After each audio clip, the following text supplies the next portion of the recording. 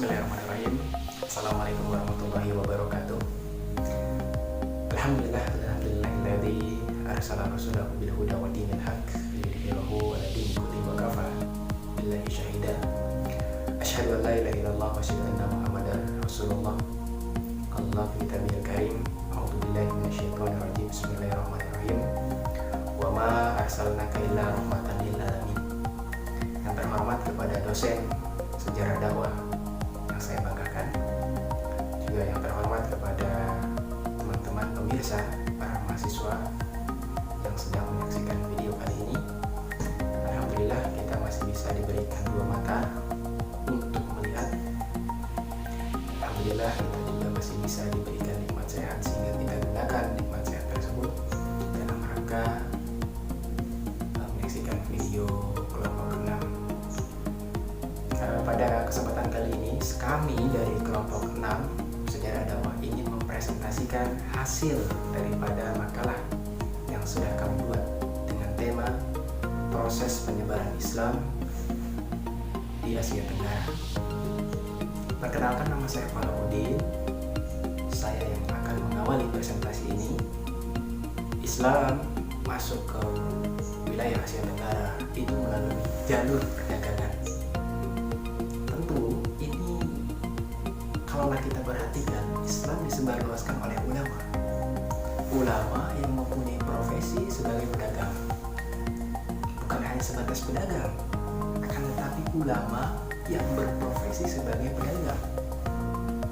Ya, Islam masuk ke Indonesia itu dengan cara jalan yang damai, terbuka, dan tanpa paksaan. Kalau kita perhatikan umpamanya di Arab, umpamanya Turki, mereka menyebarluaskan Islam dengan cara penaklukan, berbeda dengan penyebaran Islam di wilayah Asia Tenggara ini. Sehingga dengan cara yang damai, dengan jalan yang terbuka ini mudah diterima oleh masyarakat pribumi Asia Tenggara pada umumnya. Tentu teman-teman sekalian harus mengetahui bahwasannya Islam itu disebarluaskan tidak serta-merta, akan tetapi meliputi tahap demi tahap. Tahap yang pertama adalah pada abad ke-14 dan 15 Islam datang ke Asia Tenggara. Kemudian pada tahap yang kedua adalah pada abad ke-19. Pada tahap yang ketiga adalah pada abad ke-20. Kalau kita perhatikan pada abad ke-5 Islam masuk ke Kepulauan Melayu. Pada waktu itu Kepulauan Melayu menjadi basis tempat persinggahan berkumpulnya para pedagang yang berlayar ke Cina, sehingga dimanfaatkan kondisi ini semacam ini dimanfaatkan oleh para pedagang muslim untuk senantiasa menyebarkan Islam, untuk senantiasa mendakwai Islam di daerah pesisir pada waktu itu. Tentu teman-teman sekalian harus mengetahui bahwasannya pada abad ke-7 Islam telah datang di Asia bagian timur, kemudian disusul dengan datangnya Islam di Asia Tenggara. Islam proses penyebarannya itu meliputi dengan 4 cara. Cara yang pertama, Islam disebarluaskan melalui saluran perdagangan. Saluran perdagangan ini adalah saluran yang sangat menguntungkan bagi para pedagang muslim. Kenapa? Karena para putra-putri raja, bangsawan, masyarakat pribumi itu ikut andil dalam kegiatan ini. Pada waktu itu para pedagang Arab, Persia, India itu menyebarluaskan ajaran ini dimulai dari Asia Tenggara khususnya. Kemudian dalam saluran yang kedua itu adalah saluran perkawinan.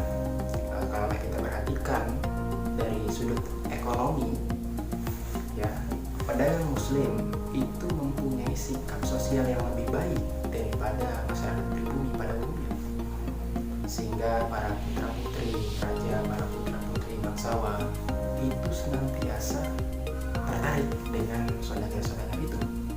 Kemudian sebelum dikawini, sebelumnya diislamkan terlebih dahulu, kemudian lahir keturunan sehingga membentuk membentuk kampung-kampung yang kemudian menjadi basis pada waktu itu, sehingga muncullah kerajaan muslim pada masanya. Kemudian cara yang ketiga itu adalah meliputi saluran pendidikan. Kalau kita perhatikan, ulama, kiai, dan mubalik itu mendirikan pesantren sehingga merekrut para santriwan-santriwati, sehingga apabila santri itu sudah keluar dari pesantren itu, santri itu diharapkan mampu menyebarkan luas Islam di wilayah-wilayah tertentu pada waktu itu. Kemudian cara yang terakhir itu, cara yang keempat adalah dengan saluran seni, tentu yang kita kenal yang disebut juga dengan pementasan wayang hari ini. Sampai detik ini kita mengetahui bahwasannya pada waktu itu disebarluaskan oleh Sunan Kalijaga.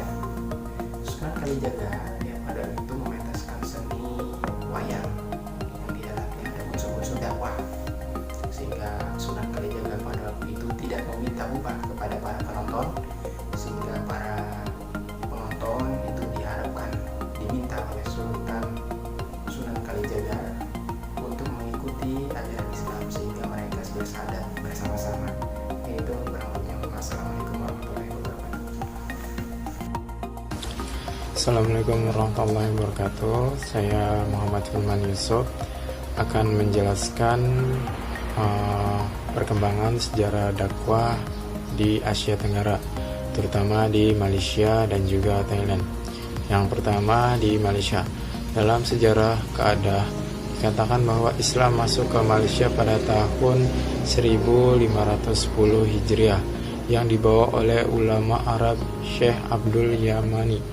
Abdul Yamani kemudian melakukan misi dakwah hingga akhirnya berhasil mengislamkan masyarakat Kedah. Raja, pejabat, dan keluarga istana pada masa itu dipegang oleh Raja Purwangsa yang kemudian berganti nama dengan Sultan Muzaffar Syekh. Sementara itu, posisi kebangkitan Islam di Malaysia dipelopori oleh masuknya paham-paham yang diajarkan oleh kaum salaf yang diinspirasikan oleh gerakan-gerakan luar seperti Jalaluddin Al-Afghani, Muhammad Abduh, dan Rashid Ridha, dan pengaruh sangat terasa di negara Malaysia. Kebangkitan Malaysia terus berkembang dengan dai yang terdiri dari kelompok-kelompok dakwah. Pertama itu politik Islam, pemerintah, dan kerajaan.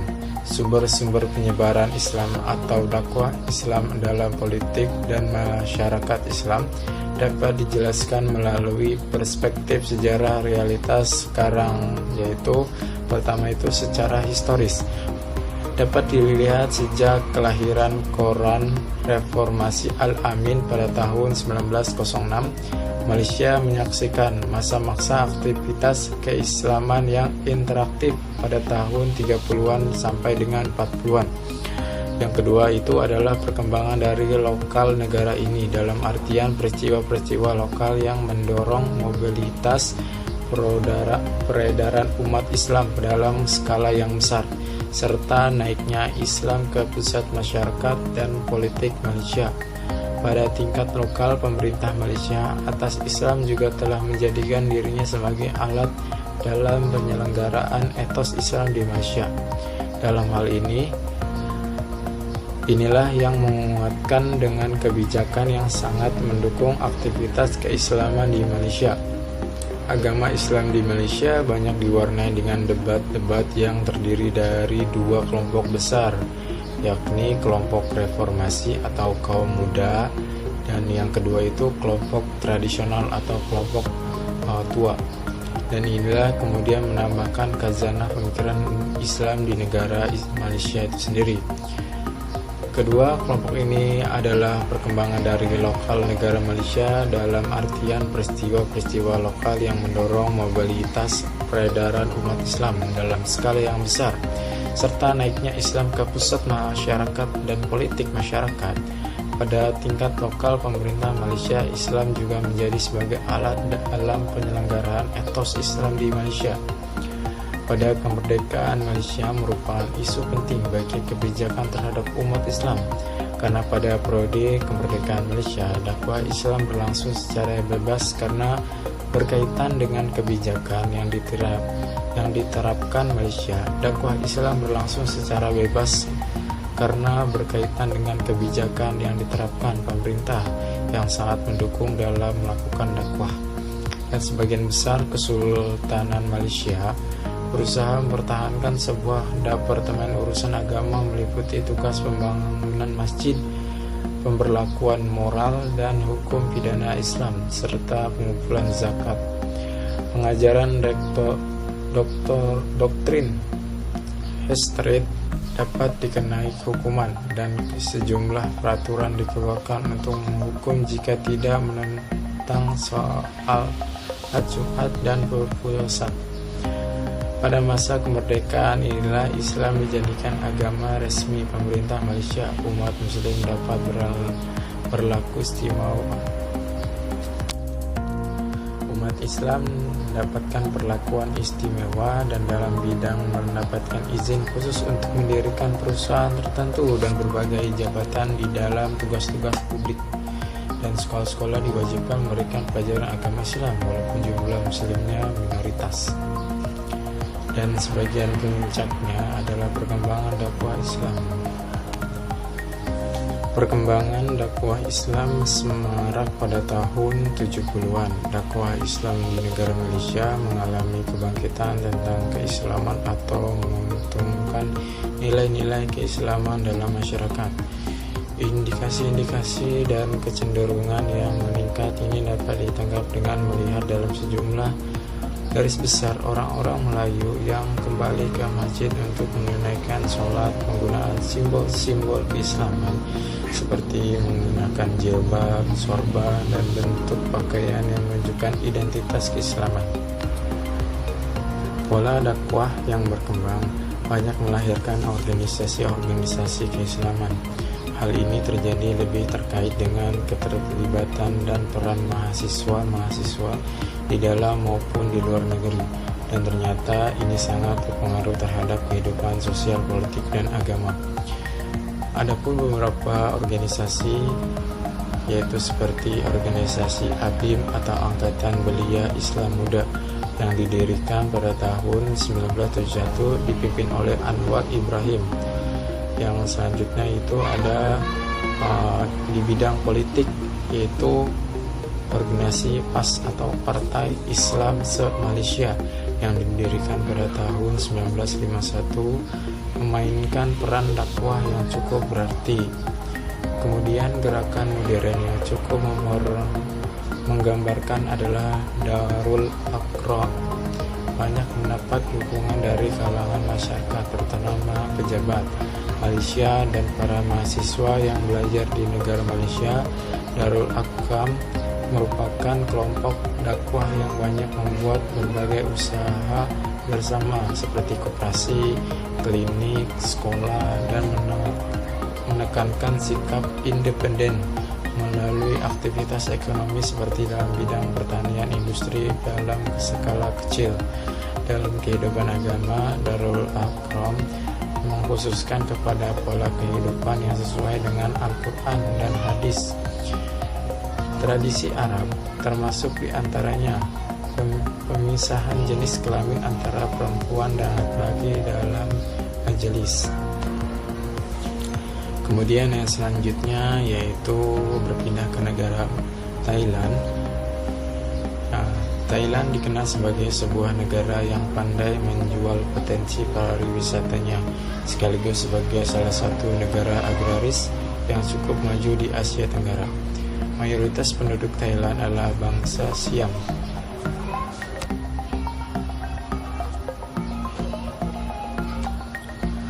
Adapun dari bangsa Tionghoa dan sebagian kecil bangsa Melayu, jumlah kaum muslim di Thailand memang tidak lebih dari 10% dari total 65 juta penduduk. Namun Islam menjadi agama mayoritas kedua setelah Buddha. Penduduk muslim Thailand sebagian besar berdomisili di bagian selatan Thailand seperti Porthonis, Pen Naga, Songla, Narathiwat, dan sekitarnya. yang dalam sejarahnya adalah sebagian dari Daulah Islam Patani. Kultur Melayu sangat terasa di daerah selatan Thailand, khususnya di daerah Teluk Andaman dan beberapa daerah yang berbatasan langsung dengan Malaysia. Proses masuknya Islam di Thailand dimulai sejak Kerajaan Shia mengusisi Kerajaan Pantani Raya, atau lebih dikenal oleh penduduk Muslim Thai sebagai Petani Darussalam. Petani berasal dari kata Al-Fatani yang berarti kebijaksanaan atau cerdik, karena di tempat itulah banyak lahir ulama dan cendekiawan Muslim terkenal. Berbagai golongan masyarakat dari tanah Jawa banyak pula yang menjadikan pelajaran Al-Quran dan kitab-kitab Islam berbagai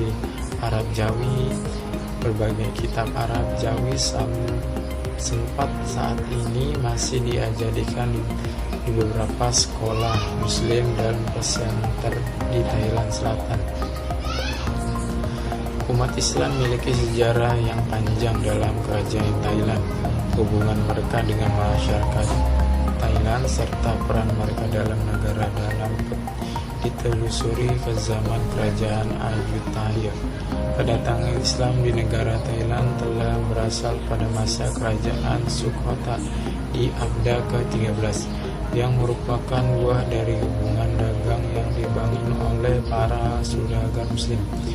Hal ini bermula pada dua orang bersaudara dan berisia, yaitu Syekh Ahmad dan Muhammad Syekh, yang juga disebut Kek Chok Sen, cabang mazhab Syiah, menanggapi di kerajaan Thailand dan terus melakukan perdagangan sekaligus menyebarkan agama Islam. Sebagian berdirinya kerajaan Ayutthaya sebagai pengganti kerajaan Sukhothai setelah yang terakhir ini runtuh pada abad ke-14. Islam telah memiliki kekuatan politik yang sangat besar. Perdagangan merupakan perintis proses Islamisasi dan perkembangan politik kerajaan-kerajaan maritim kepulauan di abad ke-15, 16 sampai abad ke-17. Perdagangan yang merupakan faktor dominan yang mendekati Islam dengan kerajaan Ayutthaya. Sekelompok Islam lainnya yang menjadikan penduduk mayoritas di negara Thailand sekarang tinggal di 4 provinsi bagian selatan, yaitu Patani, Yala, Artiwat, dan Satul. Kelompok umat Islam ketiga berasal dari sebelah utara yang dikenal sebagai orang Cina Hoa. Meskipun jumlah tidak banyak, mereka memiliki kontribusi yang sangat besar dalam perdagangan, khususnya di provinsi Chiang Mai. Selain Cina Ho, di utara juga terdapat gerakan dakwah yang terus dilakukan umat Islam di Thailand mengenai kebebasan di otoritas dakwah. Adapun organisasi-organisasi yang terbentuk, pertama organisasi Islam yang ada di Thailand, seperti kantor Chul Rajamani Tori atau Sikul Islam. Kantor ini dianggap sebagai kantor tertinggi masyarakat Muslim di Thailand. Kantor ini juga terdiri dari 26 provinsi yang memiliki banyak penduduk Muslim. Yang kedua itu Komite Islam Nasional. Lembaga ini dimaksudkan sebagai lembaga tertinggi untuk urusan administrasi Islam di Thailand. Yang kedua, Komite Masjid. Ini adalah komite setiap masjid yang diketuai oleh imam, diseleksi dan dipimpin oleh segenap anggota masyarakat sesuai dengan jumlah masjid yang ada di Thailand. Yang selanjutnya adalah Komite Islam Provinsi, merupakan komite di setiap provinsi yang memiliki banyak penduduk Islam. Ya, segitu saja yang bisa saya jelaskan. Kurang dan lebihnya mohon maaf. Selanjutnya bisa dilanjutkan oleh pemateri selanjutnya. Perkenalkan, nama saya Afif Muhammad Riyadi. Melanjutkan pembahasan dari rekan saya sebelumnya. Materi selanjutnya ada negara Singapura, yaitu negara Singapura memiliki jumlah penduduk yang memeluk Islam sebanyak 17% dari keseluruhan. Sejak mereka dari Federasi Malaysia per tahun 1965, Komunitas Muslim Singapura secara bertahap namun pasti telah terintegrasi ke dalam mainstream masyarakat Singapura. Walaupun masih banyak mempertahankan identitas budayanya, sebuah realitas bahwa orang Melayu merupakan kelompok besar dalam komunitas Muslim di Singapura. Pada umumnya terfokus pada etnis Melayu, bukan etnis lain dari kaum Muslim seperti Arab dan India. Secara ekonomi, kaum Muslim dikatakan kurang maju dengan penduduk yang lain. Berdasarkan keadaan demografi tersebut, walaupun secara umum orang Muslim Singapura merupakan kaum minoritas, namun aktivitas gerakan dakwah di sana berkembang secara dinamis. Gerakan dakwah ini mulai diarahkan untuk melakukan perbaikan dan bergeser ke prioritas-prioritas baru dalam menghadapi kebijakan pemerintah, di mana pemerintah Singapura sedang memasuki teknologi sampai akhirnya menjadi salah satu negara industri baru. Gerakan organisasi ini menghimbau kepada pemimpin-pemimpin Muslim atau ulama dan aktivitas yang berorientasi Islam dalam menanggulangi status ekonomi mereka dalam rangka dan prinsip-prinsip Islam. Gerakan dakwah ini juga terkait dengan permasalahan pendidikan, maka didirikannya Majelis Pendidikan untuk Anak-anak yang mengarahkan kegiatan ini, pendidikan bagi anak-anak Muslim. Dalam hal ini, pemimpin Muslim sangat berhasil dalam menarik dukungan yang besar dan bukan hanya dari perhimpunan atau kelompok-kelompok Muslim saja, tetapi pemerintah Singapura juga. Kehadiran ini mempercepat publikasi bahan-bahan dan karya-karya terkait dengan tema-tema pendidikan Islam, khususnya bagi minoritas Muslim Singapura. Selanjutnya ada negara Filipina. Negara Filipina memperoleh kedaulatan bertanggal 4 Juli 1946 yang didasarkan sesuai dengan Undang-Undang 1935. Negara Filipina luas wilayahnya 114.830 mil dengan jumlah penduduk 49.139.350 jiwa. Dilihat dari luas wilayahnya, Filipina tidaklah termasuk negara padat penduduk. Mayoritas beragama Katolik yaitu 85,8%, Islam 4%, Protestan 3,1%, Iglesia Ni Cristo 1,3%, Buddhis 0,08%, dan lain-lain 20%. Kondisi ini tidak membuat warga Muslim Filipina tinggal berdiam diri saja. Mereka menyadari keberadaannya sebagai bagian dari warga bangsa yang mempunyai hak yang sama. Maka dari itu, ada faktor-faktor bangkitnya warga Muslim Filipina. Yang pertama, bertambahnya hubungan antara ulama dan para pendatang dengan Muslim yang terpelajar dari dunia Arab. Yang kedua, bertambahnya jumlah warga Moro yang pergi naik haji. Dan ketiga, bertambahnya kesempatan melakukan studi di berbagai pusat Islam di seluruh dunia. Yang keempat, partisipasi aktif dalam berbagai pertemuan. Yang kelima, kembalinya ratusan pelajar Muslim dari luar negeri. Yang keenam, semakin banyaknya didirikannya madrasah-madrasah di daerah. Yang ketujuh, kedatangan para pejabat dari dunia Islam ke Moro. Yang kedelapan, banyaknya konferensi pers internasional dan peliputan perang yang berlangsung di Mindanao, serta kekejaman beberapa personel militer di wilayah tersebut. Kebangkitan Islam terus digaungkan oleh dua kelompok yang sama-sama mengatasnamakan umat Islam Filipina. Kelompok yang pertama berpandangan radikal, dipegang oleh para anggota Moro National Liberation yang merupakan minoritas di kalangan penduduk Muslim. Yang kedua, berpandangan moderat yang dipegang oleh warga Muslim yang ingin memperkasai berbagai perubahan. Materi selanjutnya akan dilanjutkan oleh saudari Sanita. Assalamualaikum warahmatullahi wabarakatuh. Perkenalkan, nama saya Sanita Nuzulfah dari kelompok 6. Di sini kelompok kami membahas tentang perkembangan dakwah Islam di Asia Tenggara, dan khususnya saya akan membahas tentang perkembangan dakwah Islam di Brunei Darussalam. Sejarah masuk dan berkembangnya Islam di Brunei Darussalam.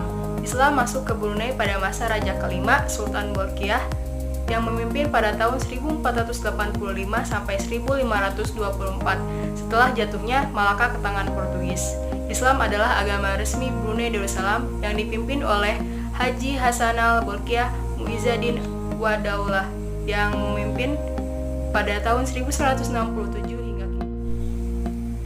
Secara resmi bahwa Brunei Darussalam merupakan negara yang bersindikan ajaran-ajaran Ahlus Sunnah wal Jamaah. Di samping itu mazhab Syafi'i ditetapkan sebagai mazhab resmi negara dalam perlembagaan negara. Bahkan didapatkan informasi bahwa telah ditetapkan jauh sebelumnya, yaitu sejak Raja ke-24 Sultan Abdul Mumin. Sedangkan mazhab lain dianggap sebagai kegiatan akademik saja. Dengan demikian, maka Brunei Darussalam merupakan satu-satunya negara di dunia yang menetapkan dasar negara tidak hanya Islam tetapi Ahlus Sunnah wal Jamaah bermazhab Syafi'i.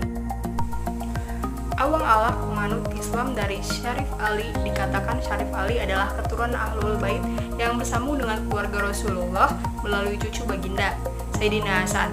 Pendekatan dakwah yang dilakukan Syarif Ali tidak sekedar menarik hati Awang Alak. Dakwahnya merambat hati rakyat Brunei dengan kebaikan dan sumbangan besar dalam dakwah Islam di Brunei.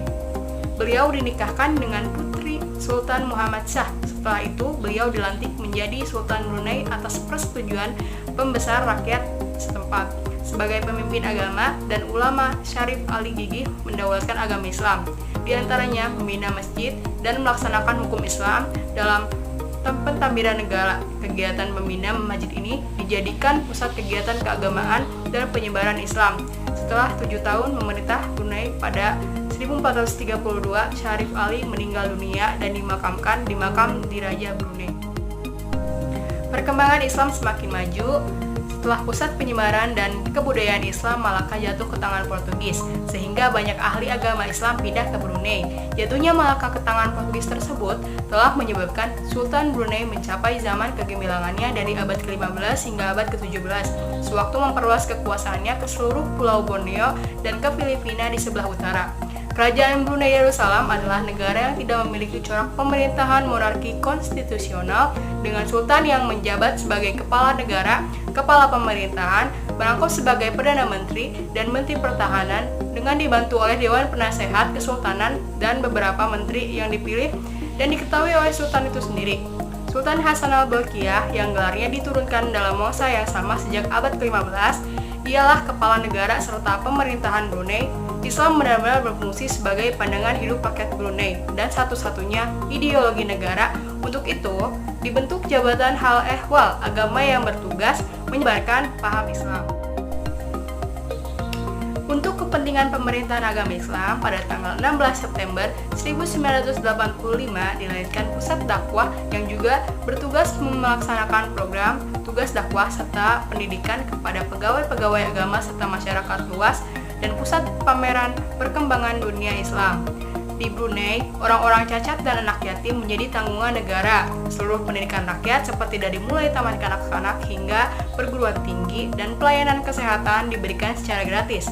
Melihat keislaman di Brunei Darussalam jelas terlihat pada saat hari-hari Islam tidak jauh berbeda dengan di Indonesia, seperti perayaan Maulid Nabi, Nuzulul Quran, dan Isra Miraj. Pada setiap hari besar Islam, pihak Kesultanan Brunei selalu menyelenggarakan acara perayaannya.